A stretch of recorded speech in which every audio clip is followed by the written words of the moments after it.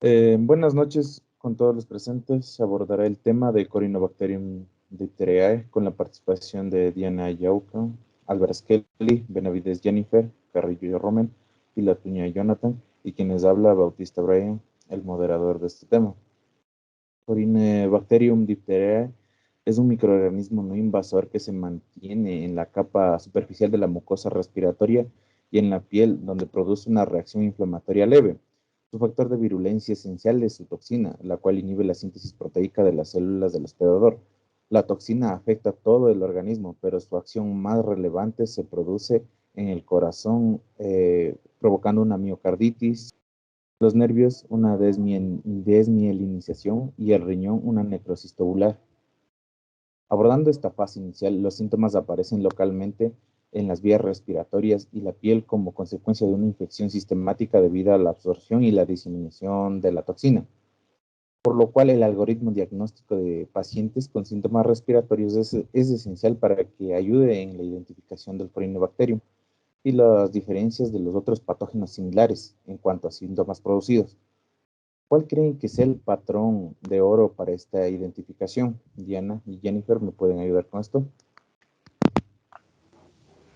Primero hay que tener en cuenta que el diagnóstico precoz de la enfermedad es fundamental para un buen tratamiento.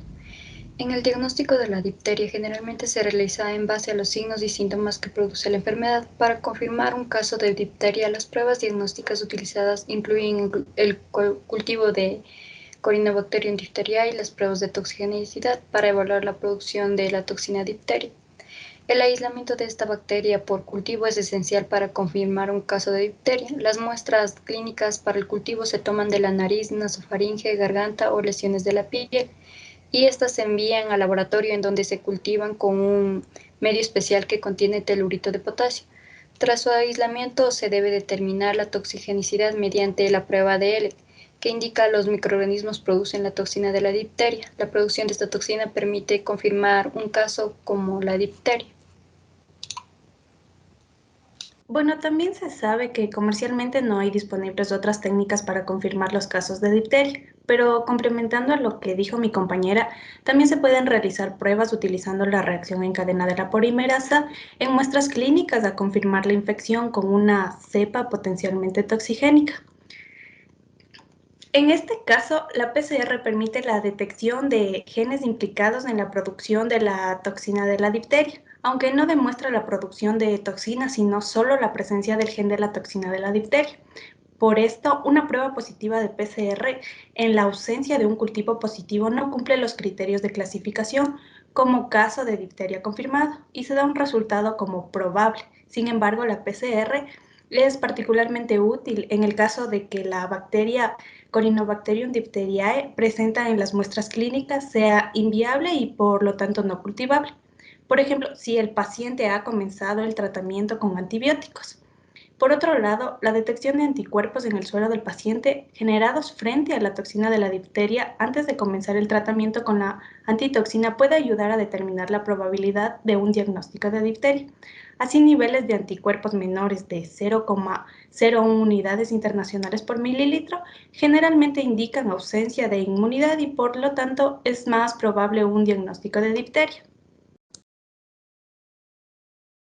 La vacunación es la forma más efectiva de prevenir esta enfermedad. El toxoide diptérico forma parte de las vacunas combinadas, ya sean DTWP, que es difteria, tétanos y pertusis de la célula entera, DTaP, difteria, tétanos, pertusis acelular, o TD o DT, difteria y tétanos.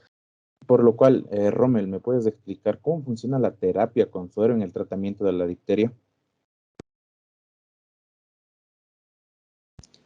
El método consiste primeramente en recolectar el suero rico en anticuerpos de la sangre de los caballos, después de ser inyectado con la toxina de la difteria. La toxina en sí no va a dañar a los caballos. Además, el antisuero es administrado por vía venosa o muscular al sujeto infectado, en donde el suero inhibe la toxina de la difteria. Este sigue siendo el tratamiento estándar conjuntamente con los antibióticos. Un inconveniente con este proceso es que hasta el 5% de los casos en donde el sistema inmunológico del paciente reacciona contra los anticuerpos del caballo, un efecto secundario potencialmente mortal llamado efecto del suero. El estado del portador es común en las regiones endémicas, pero no en los países desarrollados. La inmunidad deriva de la vacunación o de la infección activa. Podría no impedir que los pacientes se conviertan en portadores. Sin embargo, la mayoría de los pacientes que reciben un tratamiento adecuado no se transforman en portadores. Por esto, Kelly, ¿me podrías explicar la diferencia entre inmunidad activa y pasiva de la vacuna del Corynebacterium? En primer lugar, la inmunidad activa es conseguida tras la vacunación con el toxoide, en este caso para Corynebacterium. Es decir, esta vacuna va a contener la toxina que fabrica la bacteria, pero va a estar desprovista de su toxicidad. Con esto no se va a producir la enfermedad, aunque sí se mantiene su capacidad para estimular la producción de defensas o anticuerpos contra ella. Con la vacunación además se genera una memoria inmunológica, debido a que el toxoide estimula la producción de la antitoxina de la difteria por el sistema inmune. De manera que si en el futuro se produce una infección por la bacteria, el organismo será capaz de destruirla sin que se desarrolle la enfermedad.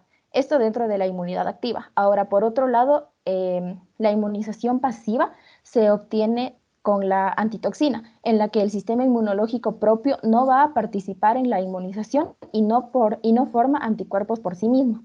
La vacuna pasiva va a ser administrada cuando el cuerpo ya se ha infectado con el patógeno que causa la enfermedad y ya no hay tiempo suficiente para la inmunización activa. Este es un método útil para aportar resistencia con rapidez sin tener que esperar al desarrollo de una respuesta inmunitaria activa. En general, la antitoxina de la difteria se utiliza para evitar que la toxina producida por las bacterias causen daño al cuerpo.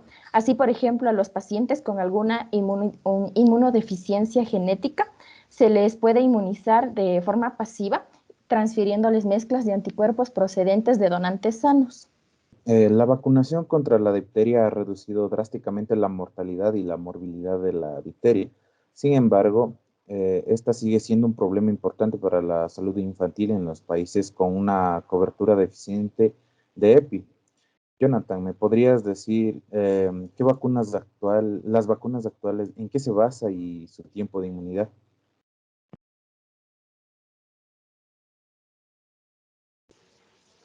Buenas noches con todos. La vacuna contra la difteria es un toxoide bacteriano, es decir, una toxina cuya toxicidad ha sido inactivada. Esta se administra en combinación con el toxoide tetánico u otras vacunas como la DTPA, que aparte de las dos ya mencionadas contienen componentes antitosferínicos. También existe la pentavalente o la hexavalente. Según los requisitos de la OMS, la potencia de la vacuna antidiftérica utilizada para inmunizar niños no debe ser inferior a 30 unidades internacionales por dosis.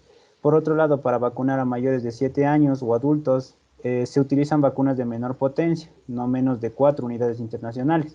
Esta menor potencia minimiza la reactogenicidad en el lugar de la inyección, pero es suficiente para provocar una respuesta de anticuerpos en niños de mayor edad y adultos.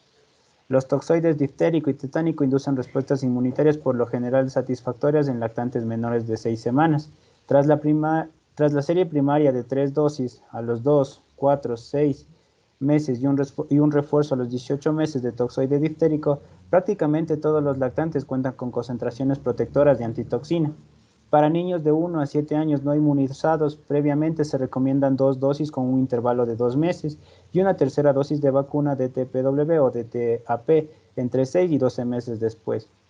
Para la inmunización primaria en niños mayores, adolescentes y adultos se recomiendan 2 dosis con un intervalo de 1 o 2 meses y una tercera transcurridos los 6 o 12 meses. Muchas gracias por la participación de todos.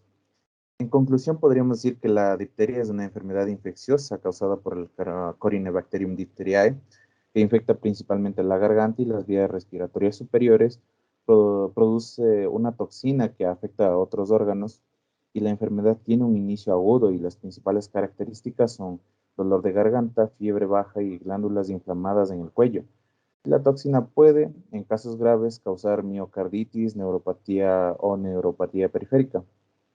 En relación al diagnóstico, se podría notificar al laboratorio que se sospecha la presencia del Corynebacterium diphtheriae para que se utilice un medio de cultivo esencial, el medio Loper, y también se realiza una prueba in vitro en la producción de la toxina, que sería la prueba L, para diferenciar las cepas toxigénicas de las que son de las que no lo son.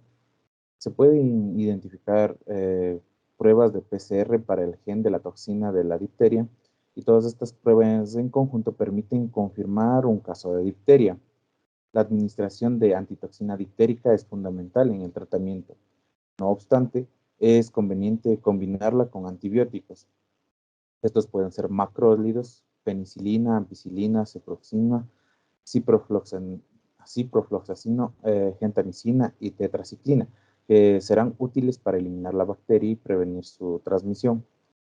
La inmunización activa es la forma para prevenir la enfermedad, de modo que una cobertura vacunal adecuada garantiza el control de brotes y la disminución de los portadores asintomáticos.